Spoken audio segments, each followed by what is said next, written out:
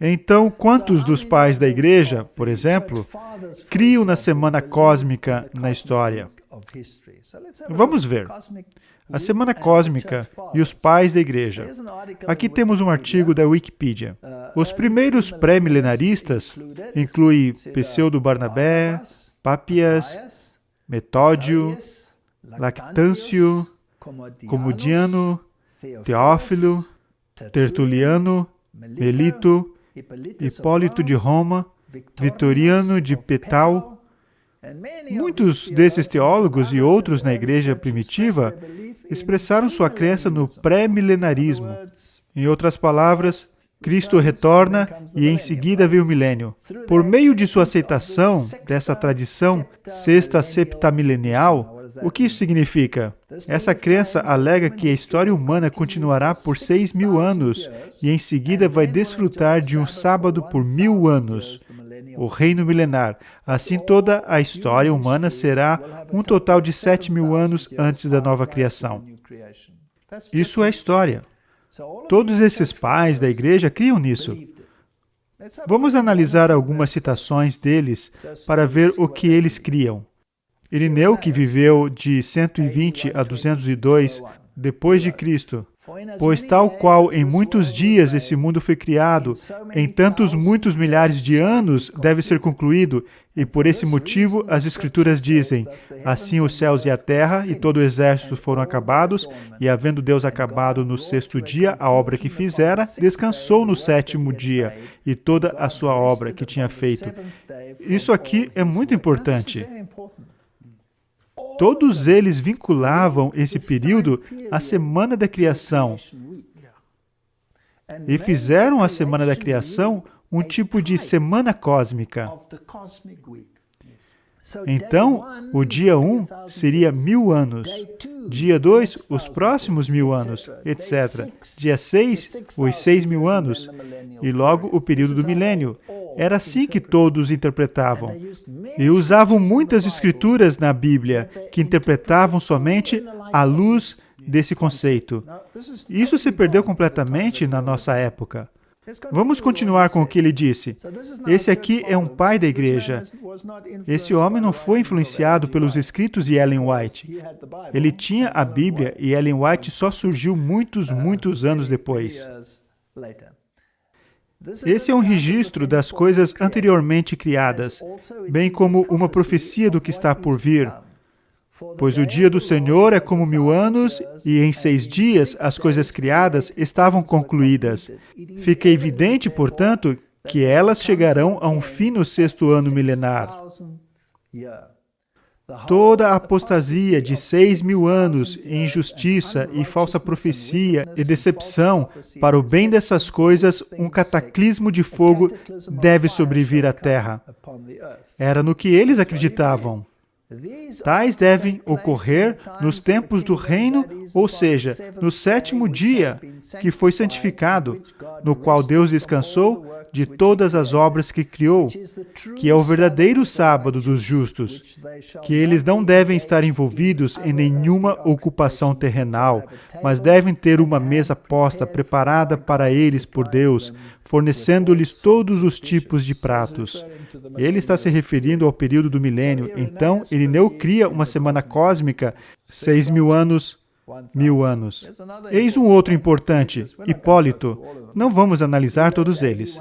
Ele viveu de 170 a 236 depois de Cristo e escreveu: "E 6.000 anos devem ser concluídos, a fim de que o sábado possa vir, o descanso, o dia santo no qual Deus descansou de toda a sua obra, pois o sábado é o tipo." Viu? Era o tipo. E emblema do reino futuro dos santos, quais reinarão com Cristo quando ele vier no céu, como declara João no Apocalipse. Pois um dia para o Senhor é como 1.000 anos. Portanto, visto que em 6 dias criou todas as coisas, conclui-se que 6.000 anos devem ser cumpridos.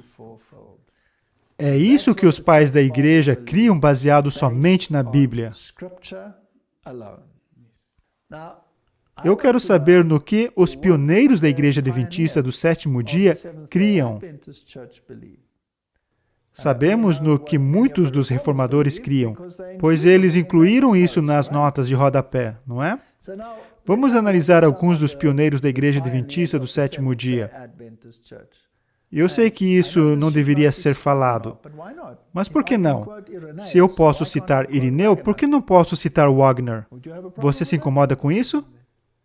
E ao profeta João, o anjo falou assim: E Deus limpará de seus olhos toda a lágrima, e não haverá mais morte, nem pranto, nem clamor, nem dor, porque já as primeiras coisas são passadas. E o que estava sentado sobre o trono disse: Eis que faço nova todas as coisas. Essa é uma referência, mais uma vez, à restauração pós-milênio de todas as coisas. O Éden é então totalmente restaurado. Aqui o rio da água da vida flui do Monte Sião. Aqui Adão reobtém a árvore da vida plantada ao lado do rio, que se divide em nascentes diferentes, como no princípio. Aqui novamente é o paraíso, o jardim que o próprio Senhor plantou há 6.000 anos. É nisso que eles criam. Aqui Abraão herda a terra de acordo com a promessa. Aqui é a cidade que ele buscava. Cada habitante o considera como pai. Aqui Moisés entrará nessa terra grandiosa que ele viu com o olhar de um profeta. Aqui Davi contemplará seu trono estabelecido para jamais ser derrubado, mas para permanecer como o sol enquanto durar os dias do céu. Aqui a companhia escolhida daqueles que foram redimidos da terra na volta de seu Senhor, que venceram a besta em sua imagem e a marca do seu nome, por estrita adesão aos mandamentos de Deus e à fé de Jesus, nos dias difíceis, quando todo o mundo foi vencido pela iniquidade prevalecente. Eles claramente criam na semana cósmica. Thomas Preble, em seu livro The Two Adam, Os Dois Adãos, antes que o primeiro Adão entrasse em conflito com Satanás, no qual caiu, o sétimo dia, ou o sábado, havia passado. Portanto, com o segundo Adão, antes do último e final conflito com Satanás e seus exércitos, no qual a vitória eterna será obtida para o Filho de Deus e seu povo, o sábado, ou 7.000 anos, terão passado. Eles criam nisso. E quanto a Josué Himes, em Signs of Times and Expositor of Prophecy, o mundo foi criado em 6 dias. Veja, todos eles, como os pais da igreja, vinculam isso à semana da criação. Para mim, isso é importante, porque tem esse veículo inacreditável com o sábado. E se o sábado é o quarto mandamento, que prefigura um descanso final no dia cósmico de 1000 anos, então o sábado ganha em proeminência. Então, esse dia de semana cósmica ergue o sábado a um status absoluto e podemos entender com mais clareza por que o sábado será a questão no fim dos tempos. Para mim, isso é importante. O mundo foi criado em 6 dias, e no 7º dia Deus descansou de seus labores. 6 dias trabalharás e fará toda a sua obra, e ele cita os mandamentos. Com os judeus, cada 7º dia era um dia de descanso. Cada 7º ano era um ano de descanso, o ano jubileu. O número 7 na linguagem bíblica parece ser um número completo. Em 6 angústias, ele cita um versículo, e isso para mim é fascinante. Em 6 angústias, o Senhor estava contigo e te sustentará, e na 7ª, o mal não te tocará. Essa distinção vemos levada a cabo desde o primeiro capítulo de Gênesis até o último de Apocalipse. 7.000 anos, portanto, me parece como completos. E eu espero, após os 6.000 anos de trabalho e labuta, perplexidades e sofrimento, o 7º milênio trará um jubileu glorioso. E tem esse versículo em Jó 5,19. Em 6 angústias te livrará, e na 7ª o mal não te tocará. E era assim como eles usavam esses versículos, não em termos de tempo literal, mas cósmico. Então, em 6 angústias, são os 7.000 anos, o Senhor estará contigo e te livrará em meio dos tempos difíceis, e no 7º, o mal não te tocará. Em outras palavras, nesse milênio, você estará salvo em seu descanso. Isso não é bonito? Isso é lindo. Eu não acho que esse verso tenha tanto significado se nós não lermos nesse contexto. E eu tenho a mesma suspeita. Isso foi o que J. Clarke escreveu em Advent Review and Sabbath Herald. A Bíblia responde a toda questão e soluciona toda dúvida. Eu gosto da maneira como ele escreve. Nesse livro bendito, o amante da história encontra informações plenas de eventos passados e futuros, começando com o primeiro Éden e estendendo-se a um período de 7.000 anos até o segundo Éden na Terra renovada. Aqui, o amante da profecia pode se banquetear com as palavras da inspiração, contando as cenas do porvir, a história futura de nossa raça e do planeta no qual habitamos. Temos um outro aqui. Eu sei que isso já está entediante, mas acho que precisamos deixar esse ponto claro, e bem claro. E eu vou dizer em instante porque eu, pessoalmente, em minha experiência pessoal, entendo isso muito bem claro. Josias Litch teve muito a dizer a esse respeito. Houve muitos, eu não vou citar todos eles. O pregador mais amado do movimento adventista foi Fitch. E ele cria exatamente na mesma coisa. Mas esse aqui é muito interessante, na minha opinião.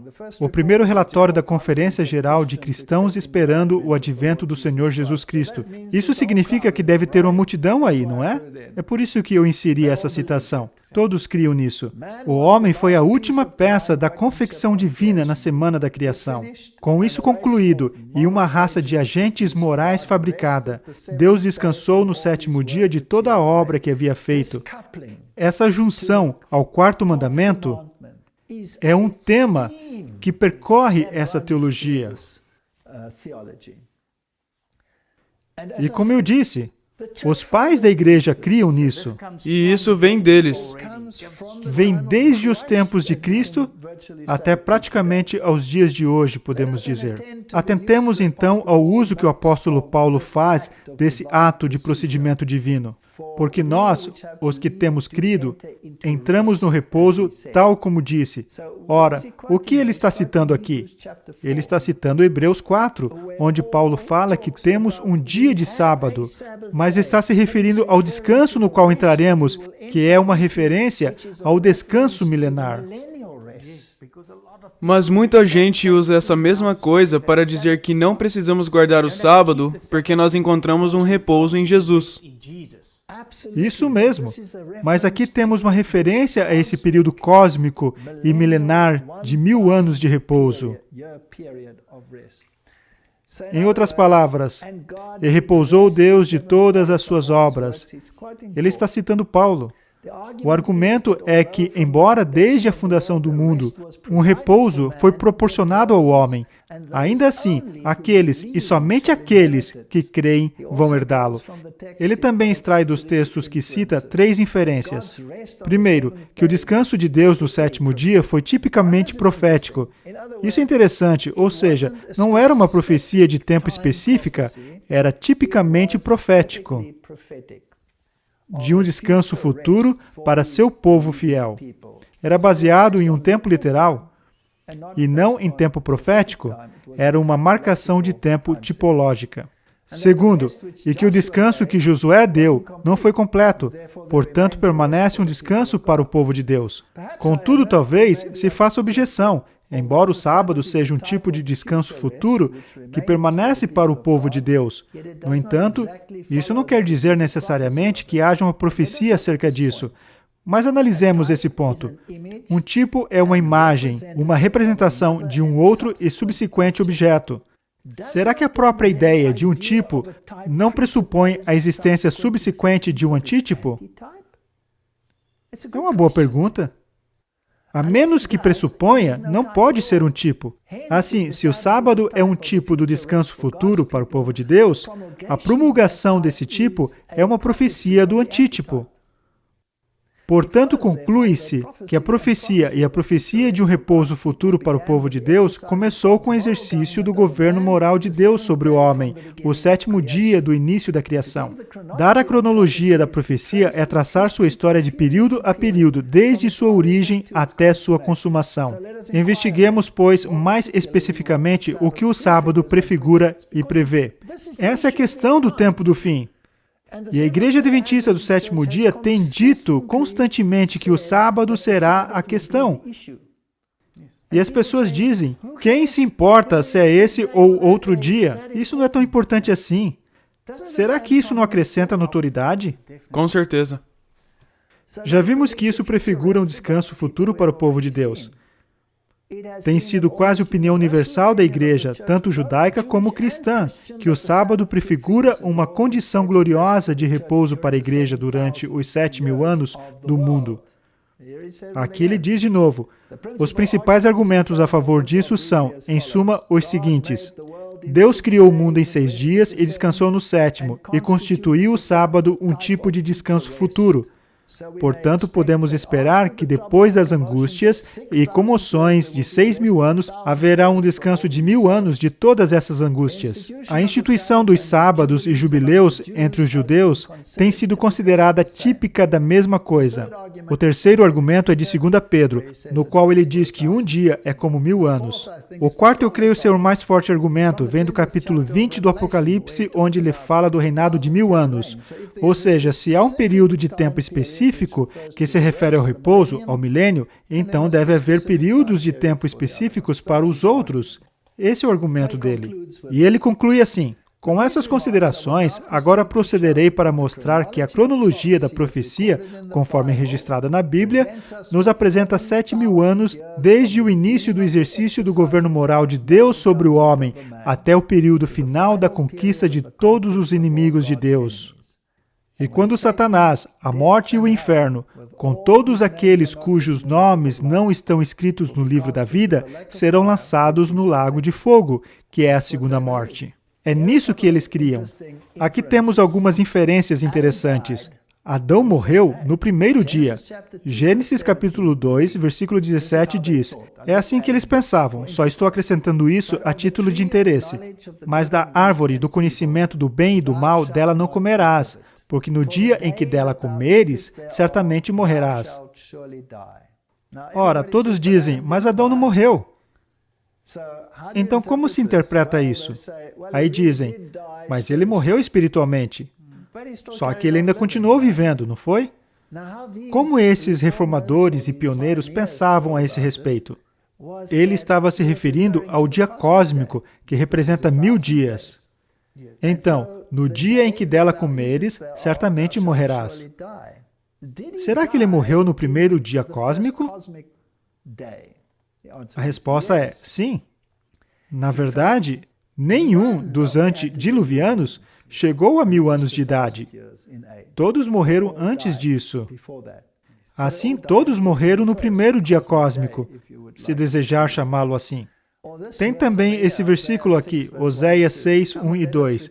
Vinde e tornemos ao Senhor, porque Ele despedaçou e nos sarará, feriu e nos atará a ferida. Depois de 2 dias, nos dará a vida, e ao terceiro dia, nos ressuscitará e viveremos diante dele. Muitos gostariam de dizer que isso é uma referência à ressurreição. Mas também podemos dizer, como essas pessoas entendiam, que depois de 2 dias nos dará vida, ao terceiro dia nos ressuscitará e viveremos diante dele. Então diriam que deve haver um dia cósmico de 2 dias até a volta de Jesus. Isso deve ser 2.000 anos e em seguida virá o milênio. Quero falar um pouco sobre minha experiência pessoal. Por que eu me interessei sobre isso? Eu mencionei na primeira palestra. Isso se deve ao debate evolução-criação. Por que não é algo comum falar sobre essa questão?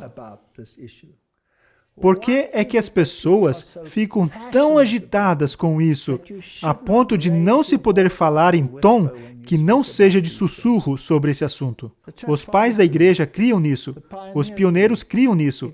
Está em descrédito. Falamos o motivo. Mencionamos a LXX, a Septuaginta, como um dos motivos.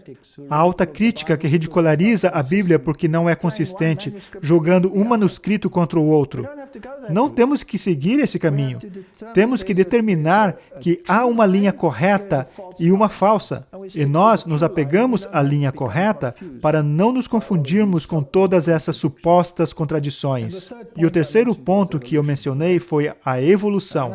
Quando eu entrei nessa igreja, eu me envolvi em debates de se na nossa época em que vivemos, podemos realmente crer que Deus criou o mundo em 6 dias.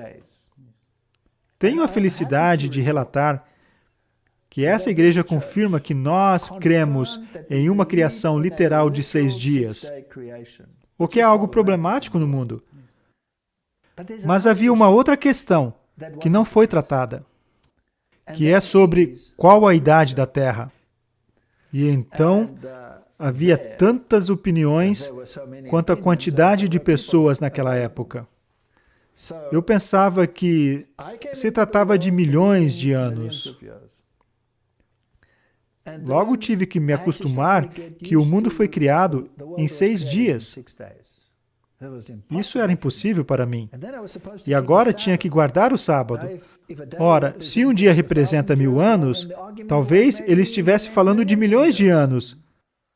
Sabe, mas tudo estaria fora de sincronia na semana da criação. Tudo está desincronizado. As plantas que surgem antes do Sol, será que ele vai aguardar outros milhões de anos para que o Sol apareça? Os mamíferos aquáticos estão no oceano antes dos mamíferos terem se desenvolvido de fato.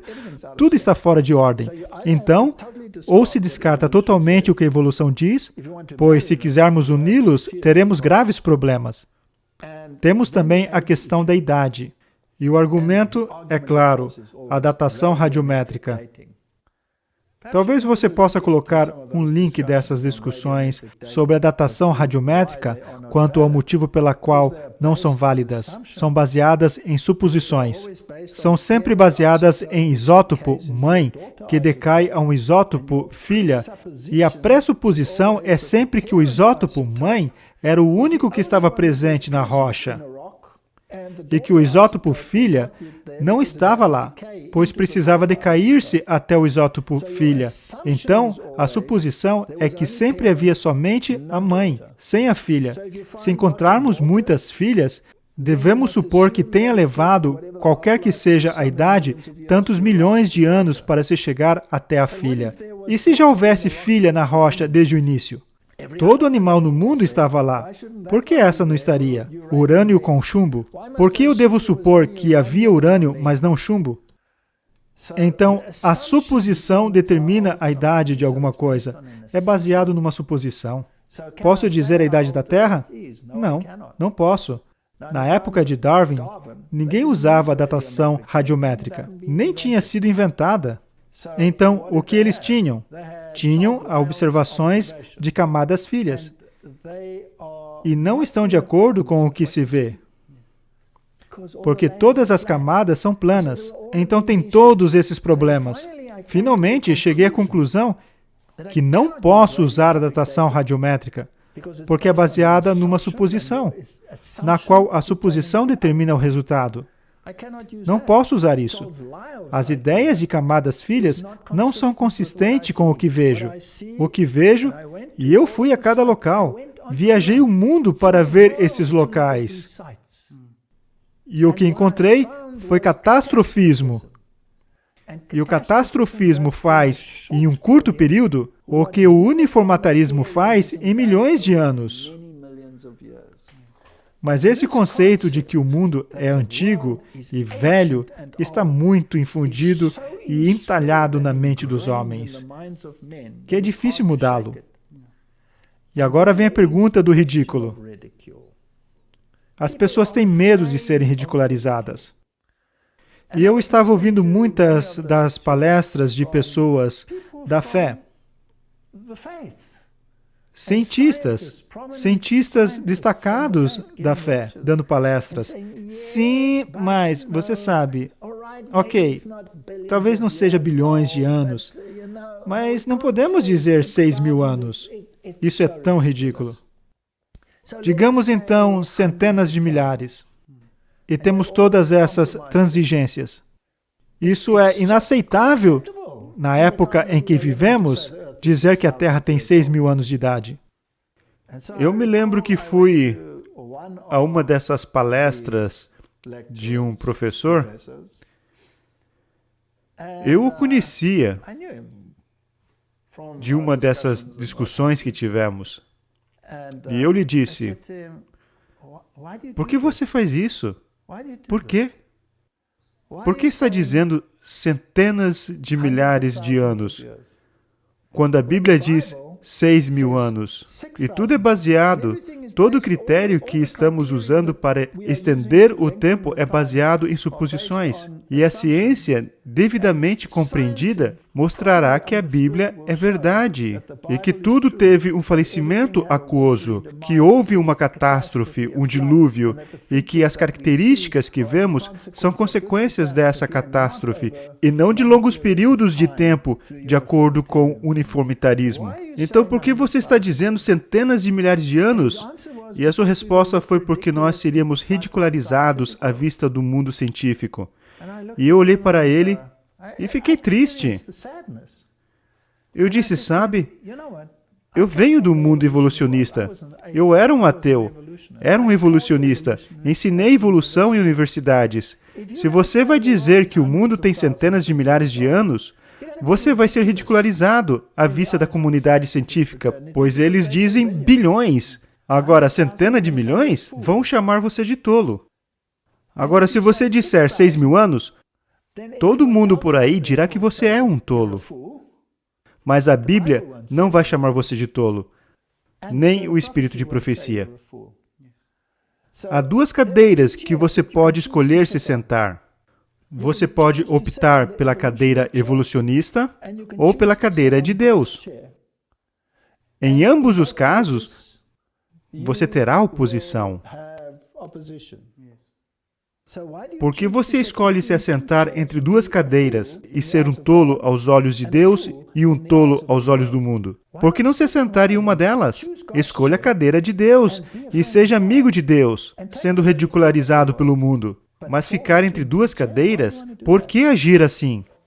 Então, naquele momento, eu decidi me assentar na cadeira das Escrituras. Deus disse, e eu vou acreditar, porque todas as evidências que eu tenho apontam para isso. Eu decidi por mim, pessoalmente, que não tenho problema com uma terra de 6.000 anos de idade. Então, não teria problema com uma semana cósmica. Eu não teria. Se alguém tem problema, tudo bem. Ninguém tem que crer na semana cósmica. Não estou dizendo a ninguém que acredite na semana cósmica. Só estou dizendo que eu não teria problemas em crer nisso. E nem estou dizendo que acredito. Só estou dizendo que não teria problemas em crer nisso. É assim que eles usavam o texto. Vamos analisar isso outra vez. O medo é que citar o espírito de profecia sobre a semana cósmica não esteja de acordo com o pensamento moderno, pois isso poderia colocá-los em descrédito, bem como o espírito de profecia, pois pareceríamos ridículos aos olhos do mundo. Eles diriam, uau, esse povo é louco. Vocês são fundamentalistas? Creem que o mundo tem 6.000 anos? Meu Deus, vocês são capazes de crer em qualquer coisa. Vocês creem que a lua é feita de queijo? Então, por outro lado, se a Bíblia contém esse conceito, então qualquer profeta verdadeiro estaria em harmonia com ele, não é certo? E sendo assim, a questão não colocaria o profeta em descrédito. Pelo contrário, se a Bíblia diz 6.000 anos, e todos os pais da igreja criam nisso, e surge um profeta dizendo que não é 6.000 anos, então quem está em descrédito agora? Exatamente, a Bíblia. E o sábado é um tipo de repouso final. Ezequiel 20:12 diz, e também lhes dei os meus sábados para que servissem de sinal entre mim e eles, para que soubessem que eu sou o Senhor que os santifica. A terceira mensagem angélica, o que ela implica? Várias pessoas me escrevem perguntando se a mensagem da justificação pela fé é a mensagem do terceiro anjo, e respondi-lhes, é verdadeiramente a mensagem do terceiro anjo. Esta mensagem devia pôr de maneira mais preeminente diante do mundo o Salvador crucificado. O sacrifício pelo pecado de todo o mundo apresentava a justificação pela fé no fiador. Convidava o povo para receber a justiça de Cristo, que se manifesta na obediência a todos os mandamentos de Deus. Então, quando pregamos 3 mensagens angélicas hoje em dia e dizemos, não aceitem a marca da besta, não acredite no falso sábado que não lhes dá o registro preciso do que Deus fez, que Ele criou e redimiu você. Sim, isso contém a mensagem. Não aceitem um mandamento falso. Mas por quê? Porque Ele é que nos santifica, pois Ele é que nos criou. Ele é quem tem a prerrogativa de nos dizer qual é a verdade. E ao guardar o sábado, estamos dizendo literalmente ao mundo, eu creio no que Deus disse. É o que fazemos. E aceitamos a autoridade dele em nossa vida. Então alguns me dirão, então quer dizer que você acredita que Deus criou o mundo em 6 dias e que descansou no sábado? E eu vou dizer sim, e eles dirão, você é um tolo, porque o mundo não foi criado em 6 dias, levou milhões e milhões de anos. E eu direi, lamento, mas eu sento numa cadeira onde creio em Deus e não na ciência, nesse caso em específico. Vamos entrar em problemas. Então, quando pregamos isso, estamos dizendo que Cristo está vindo em um dia específico? Eles sempre dizem que essas 3 mensagens angélicas não podem se sustentar sozinhas quando estão falando sobre a semana cósmica. A semana cósmica é uma questão separada. É o que os reformadores criam. É o que os pais da igreja criam. É uma questão separada. É uma tipologia que vem com um pano de fundo, mas não significa que o tempo que ele prevê vai ser o tempo exato em que Cristo virá. Pois não podemos prever esse tempo exato. No mínimo, isso deve criar um impulso nos pregadores das mensagens dos 3 anjos. Com certeza, porque agora sabemos que não estamos tratando somente com um tempo cósmico, mas também estamos lidando com os sinais e devemos analisar ambos. Alguns têm e ainda estão se recusando a colocar a veste nupcial. Ainda veste sua roupa de cidadão e desprezam o traje tecido no tear do céu, que é Cristo, justiça nossa. Por que Cristo não voltou ainda? Temos que nos perguntar, pois podemos apressar o tempo, não é? E ele me disse, escreve, bem-aventurados aqueles que são chamados à ceia das bodas do Cordeiro. Quem são os amigos de Cristo hoje? Você sente um desejo intenso pelo manto da justiça de Cristo? Você percebe os trapos de imundícia de sua justiça própria? Então permita que a verdade entre em sua vida prática. Se for amigo de Cristo, demonstre-o em palavras e em espírito. Manifeste amor a Jesus e amor pelas almas por quem Cristo morreu. Os sentimentos da verdade são os elementos que constituem um caráter cristão simétrico. Estamos hoje muito longe de ser cristãos, que é ser como Cristo. Precisamos da eficiência do Espírito Santo. Deus vive e reina. O exato motivo pela qual as manifestações do Espírito Santo não foram aceitas como gotas preciosas de Deus é que não houve um recebimento da graça de Deus. O Espírito do Senhor tem estado sobre seus mensageiros, a quem Ele tem enviado com luz, preciosa luz. Mas houve tantos que voltaram seu rosto para longe do sol da justiça, que não viram seus raios brilhantes. O Senhor disse acerca deles, eles voltaram as costas para mim e não o rosto. Há necessidade de se buscar o Senhor mais avidamente. Estamos vivendo em um tempo, numa época em que precisamos buscar o Senhor mais avidamente. Houve um tempo em que uma mensagem veio à tona em 1888 e tínhamos que aceitar a justiça de Cristo. A lei de Deus é o padrão do caráter.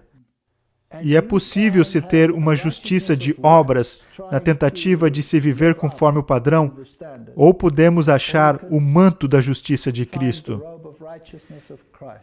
E nós não fizemos parte disso em 1888, porque tínhamos o conceito errado. A história do antigo Israel é um exemplo frisante da passada experiência dos adventistas. Deus guiou seu povo no movimento adventista, assim como guiara os filhos de Israel ao saírem do Egito. No grande desapontamento, fora provada a sua fé, como foi a dos hebreus do Mar Vermelho. Houvessem ainda confiado na mão guiadora que com eles estivera em sua experiência anterior, e teriam visto a salvação de Deus. Se todos os que trabalharam unidos na obra de 1844 tivessem recebido a mensagem do terceiro anjo proclamada no poder do Espírito Santo, proclamado a justiça de Cristo, guardando a lei de Deus, não porque somos salvos por nossas obras, mas porque aceitamos a justiça de Cristo. Se todos os que trabalharam unidos na obra de 1844 tivessem recebido a mensagem do terceiro anjo, proclamando-a no poder do Espírito Santo, o Senhor teria poderosamente operado por seus esforços. Caudais de luz ter-se-iam derramado sobre o mundo. Haveria anos que os habitantes da terra teriam sido avisados. A obra final estaria consumada e Cristo teria vindo para a redenção de seu povo. Este é o ponto.